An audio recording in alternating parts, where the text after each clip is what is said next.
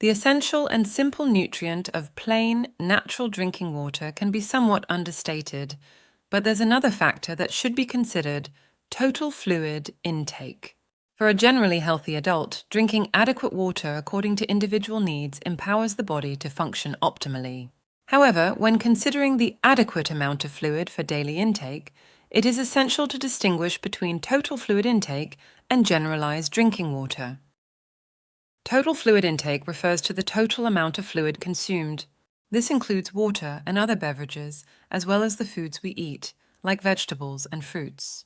However, these fluids differ from natural drinking water. Therefore, when considering the amount of water we drink, it is a component of our total fluid intake for the day. While all fluids contribute to hydration, plain water is often regarded as the ideal source due to its lack of calories and additives. But water is also a fundamental nutrient. Plain, natural water is also important for the gut and digestion, and subsequently indirectly influences muscle health. For a healthy adult, emphasizing plain water as a primary component of total fluid intake helps ensure optimal hydration, as it is readily absorbed and supports various bodily functions without unnecessary ingredients. In the context of water, we refer to pure, plain, natural drinking water, and its crucial role in general physiological regulation, digestive health, and muscle growth, as well as a few points on good ways to optimize its benefits holistically. Firstly, holistic sciences regard water as a fundamental nutrient due to its crucial role in supporting and regulating bodily functions. However, it is also recognized that the potential negative effects of overhydration and the importance of quantity are relevant for those with weak or impaired digestion. Overhydration is an excess of water in the body, causing electrolyte imbalance. Broadly, all sciences recognize the importance of water for gut health and the overall balance of gut microbiota. Proper hydration helps in digestion, nutrient absorption, and the maintenance of a healthy microbiome, all of which indirectly influence muscle. There is a popular assumption of averages relating to drinking water daily, but averages are not personalized, and it's important to note that suitability varies. Averages, although a helpful point, are not the only consideration. Adjustments in quantity are key based on individual needs and health status. The modern sources to some level also recognize this.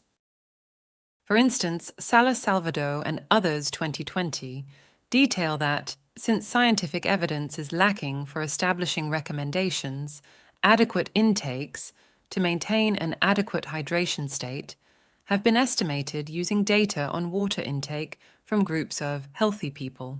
There are some obstacles to establishing optimal values, both for the amount of water the body must contain and for water ingestion.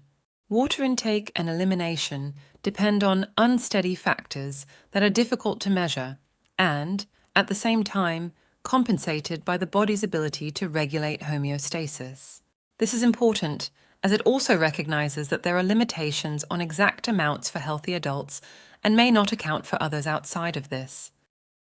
Similarly, in cases of poor digestion, consuming excessive amounts of water may influence digestive bloating and general discomfort, sort of like a sudden load. From a holistic approach, compromised digestive function can be exacerbated by consuming large amounts of water before or during meals, which may interfere with the digestive processes and lead to bloating or digestive discomfort. In these instances, sipping water rather than gulping large amounts at a time is a body-friendly approach. In addition, Sato and others 2024 recognize that water is the largest component of the human body, comprising more than 50% of body mass in a healthy adult and serving various functions in digestion, including absorption, transport of nutrients or waste, and thermoregulation. The three major sources for water acquisition include drinking, eating, and metabolism, with 70 to 80% water provided via beverages. So based on healthy adults, how much water is optimal? This can vary individually. As a general consensus for healthy adults, broadly 2.5 liters a day for women and 3.7 liters a day for men is typical. This may vary based on daily activity and other dietary fluids. In addition, measuring pre-exercise body weight can effectively guide hydration for sports and exercisers. Rehydrating with 30 to 35 milliliters of water per kilogram of body weight is a reasonable guideline, but individual needs can vary based on sweat rates and exercise intensity. Additionally, it's important to consider electrolyte balance, especially after intense workouts, to ensure effective recovery. Bottom line, the additional water needed beyond the general requirement should align with the nature of the physical implication. Also, accounting for other factors that may influence it, such as climate and fitness level. So does the body produce water? Dolce and others 2022 state that only a fraction of water is produced in the body, between 0.25 to 0.35 litres a day, as a result of metabolic processes. Consequently, water losses must be replaced by intake of fluids. The body puts in place highly refined responses to maintain the volume of the body water within a narrow range independently to the conditions that it may be facing. Due to this, water has been called the most essential nutrient. In general terms, factors that may affect fluid balance are sex, body mass composition, physical activity, thermoregulatory processes, and health-related conditions. Additionally, that, in particular, low water intake and concentrated urine have been adversely linked to kidney-related issues. To demonstrate, Armstrong and others, 2025, detail that chronic low-volume drinking behavior and/or urine biomarkers that signal chronic dehydration are strongly associated with two disease states, type 2 diabetes and kidney stones.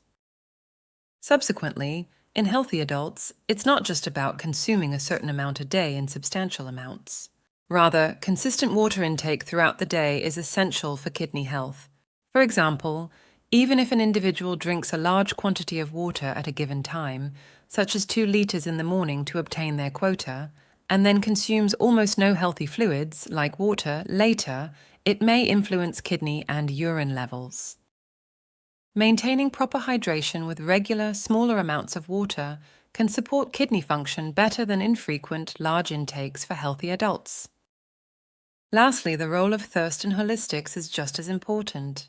Thirst serves as a vital indicator of the body's need for hydration in healthy adults.